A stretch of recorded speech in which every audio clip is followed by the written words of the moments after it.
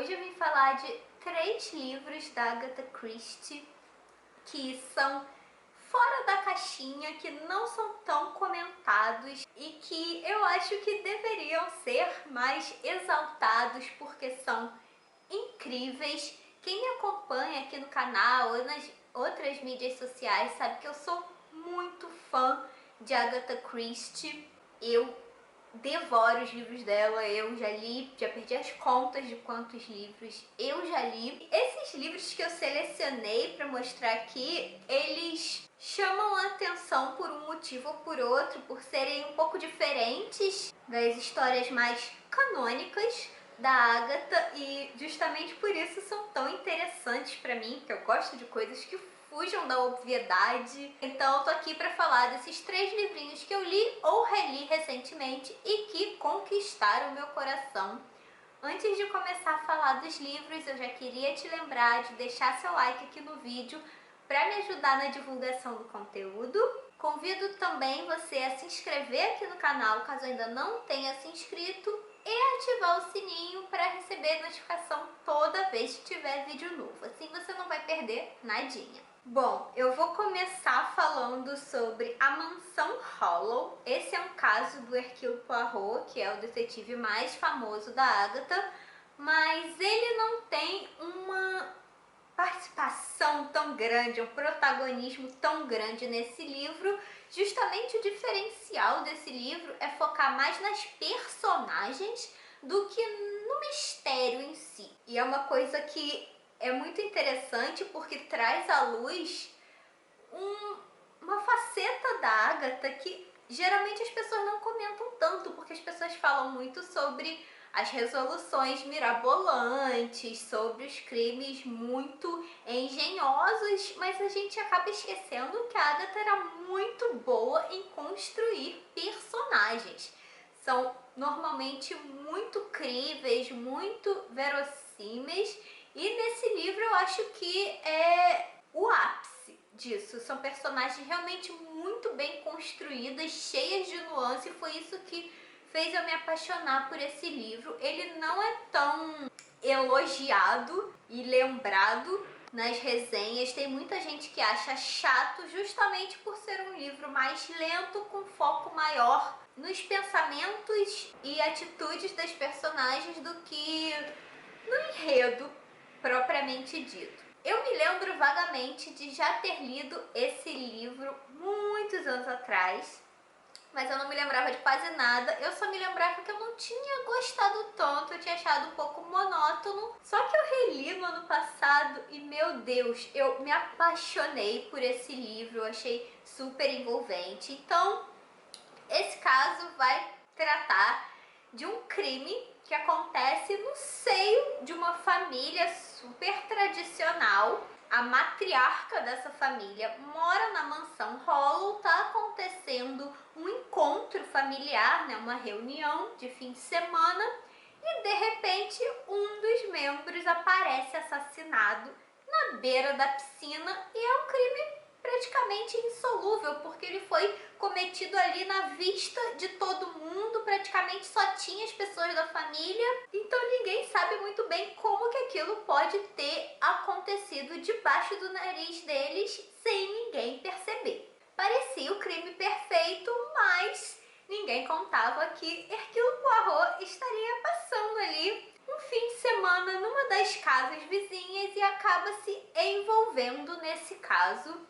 E não posso dizer mais nada sobre a trama em si, porque ela é bem surpreendente, mas, de novo, eu não acho que o principal mérito de A Mansão Hollow seja ter uma trama super engenhosa e bem construída, mas as personagens, meu Deus, as personagens são muito bem trabalhadas, todas elas têm diferentes facetas, têm várias camadas, ninguém é exatamente bonzinho ou mal, não tem essa coisa maniqueísta que às vezes acontece em alguns romances da Agatha, que a gente sabe que todas as personagens são muito profundas, elas têm várias dimensões, vai ter partes boas, vão ter defeitos, e você consegue entender a motivação por trás de todas as personagens. Esse esse livro traz, inclusive, uma das minhas personagens favoritas já construídas pela Agatha, que é a Henrietta.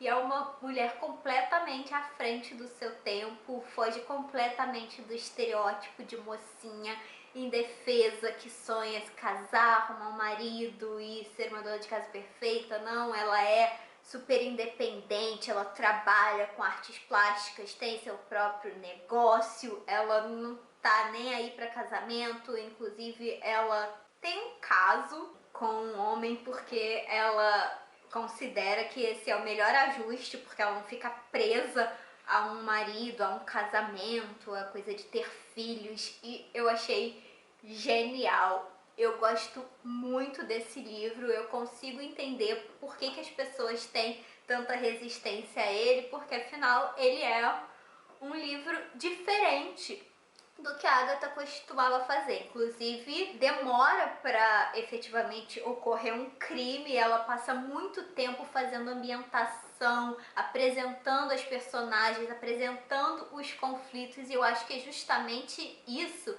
que faz a gente imergir tanto na história. Então, eu acho esse livro genial, então recomendo bastante. Se você ainda não leu A Mansão Hollow, vale muito a pena. Outro livro diferentão da Agatha é E no Final, a Morte. E esse livro é diferente porque ele vai se passar no Egito Antigo. Também vai tratar de uma família, de um núcleo familiar que tem alguns conflitos entre si, mas todos se dão bem ali com o patriarca da família, só que tudo começa a mudar quando ele resolve trazer uma concubina, né? Resolve se casar novamente, por assim dizer, e aí vão começar a haver muitos conflitos, porque os filhos dele não se entendem com essa mulher e ela parece ser muito arrogante, muito cheia de si, e eles ficam achando que ela é interesseira, casou com o cara por causa de dinheiro, porque ele tinha terras, ele tinha poder.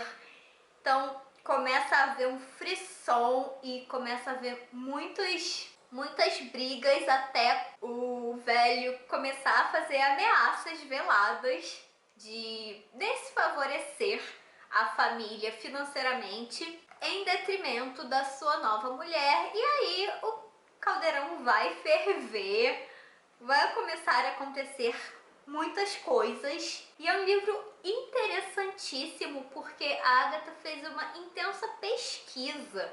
Então ela pesquisou sobre as estações do ano, sobre os costumes, sobre os rituais. Então isso tudo é reproduzido com muita fidelidade, só que tem a pitadinha Agatha Christie, né?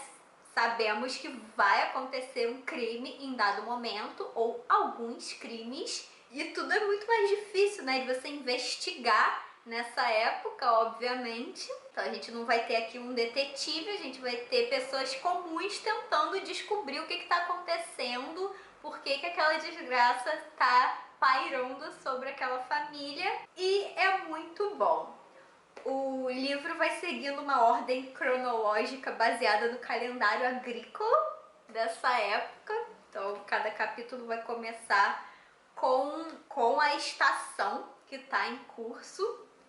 E eu achei riquíssimo, assim, o trabalho de pesquisa foi ótimo. O marido da Agatha era arqueólogo e ela acompanhava ele em muitas das suas expedições, então ela acabou ganhando um conhecimento muito profundo sobre esses estudos, sobre essas questões, e ela traz tudo isso nessa história. Inclusive, essa história ela foi inspirada por fatos reais, por assim dizer. A Agatha teve acesso a cartas que falavam sobre um homem reclamando que a família dele não aceitava a concubina dele, e eram cartas extensas reclamando sobre isso, falando sobre esse problema, que estava havendo muitos conflitos familiares por conta de dinheiro, por conta de poder, e isso a inspirou a escrever essa história. Eu não vou dizer que é super surpreendente não, porque eu adivinhei o final, mas isso realmente não importa, porque tem outras coisas acontecendo aqui, é a construção das personagens que é muito boa, é a ambientação riquíssima, tem muitos elementos nesse livro que acabam sendo mais importantes, que acabam sendo mais interessantes do que a resolução do mistério em si, mas que eu achei muito satisfatória. Explicou tudo muito bem, achei coerente, eu gostei muito desse livrinho e indico para quem quiser ler uma história da Agatha que é bem diferente das demais. E por fim, O Cavalo Amarelo, que eu reli recentemente. Esse livro foi muito curioso, porque eu lembrava de ter lido, eu lembrava de como os assassinatos eram cometidos, porque me marcou muito na época que eu li, mas eu não lembrava de mais nada da história. Eu não lembrava quem era o assassino, eu não lembrava das personagens em si. Foi uma grande surpresa essa releitura. Esse livro, inclusive, tem uma peculiaridade que ele já ajudou a polícia a desvendar crimes, vamos dizer assim, que houve um caso na Inglaterra em que o assassino estava copiando o modus operandi desse livro, ele estava copiando a maneira como os crimes aconteciam aqui, e aí a polícia relacionou os fatos, então podemos dizer que esse é um livro que ajudou a solucionar um crime, o que é muito legal. Então a gente vai ter um padre que é assassinado logo depois de tomar a confissão de uma mulher, e a gente vai ter uma série de crimes cometidos aparentemente sem nenhuma relação entre eles. Inclusive, todas essas pessoas aparentemente morrem de causas naturais, mas algo leva a crer que na verdade não são mortes tão inocentes assim, são assassinatos, e a questão é como que esses assassinatos tão distintos são cometidos, porque aparentemente essas pessoas não se conhecem, não tem uma conexão entre si, e fica o tempo todo aquela dúvida se tem alguma coisa de sobrenatural acontecendo ou se há uma explicação lógica para aquilo. E a gente vai ter detetives amadores muito perspicazes para tentar solucionar esse enigma. O livro vai trabalhar o tempo todo essa tensão entre o misticismo e a racionalidade, que é uma coisa que a Agatha empregava com uma certa frequência nas histórias dela. A gente tem muitas referências bíblicas e referências literárias a Shakespeare, é um livro muito rico em referências assim, e a gente vai ter a Agatha Christie tirando o sarro dela mesma, por assim dizer, por meio da personagem Ariadne Oliver, que é uma espécie de alter ego dela, né? É uma escritora de romances policiais, meio atrapalhada, mas que sempre vem com insights incríveis, sempre ajuda a solucionar os problemas. Nesse livro ela participa pouco, ela aparece pouco, mas ela é fundamental para resolver o mistério. E eu adoro Ariadne Oliver, então foi uma grata surpresa vê-la aqui de novo. Esse é um daqueles livros que não contam com a participação dos detetives mais famosos, mas honestamente não fez falta. Todas as personagens aqui também são muito bem construídas e as explicações parecem mirabolantes, mas acabam sendo muito verossímeis, então foi tudo muito amarradinho, muito coeso. Eu gostei muito, é uma história que realmente me prendeu. Teve uma coisinha que me incomodou agora nessa releitura, que foi uma série de facilitações narrativas, por assim dizer. Então, assim, tem várias coincidências meio mal explicadas, que a gente não sabe por que tais personagens têm determinadas informações tão cruciais para resolver o mistério. Isso tudo me pareceu um pouco Deus Ex Machina, mas não foi algo assim que tirou o brilho do livro, que me fez desanimar com a leitura. Pelo contrário, foi uma história que realmente me intrigou demais e eu não conseguia largar o livro até terminar a leitura. Enfim, gostei demais de O Cavalo Amarelo e recomendo bastante a leitura, caso você ainda não conheça. E é isso, 3 indicações de livro não tão mainstreams da Agatha Christie. Agora eu queria saber de você. Conta pra mim nos comentários se você já leu, se já ouviu falar em algum desses livros, se você ficou interessada ou interessado em ler algum desses livros que eu mostrei aqui. Conta pra mim também se você gosta da Agatha Christie e quer que eu fale mais sobre os livros dela aqui no canal. Muito obrigada por me assistir até aqui. A gente se vê no próximo vídeo. Tchau, tchau!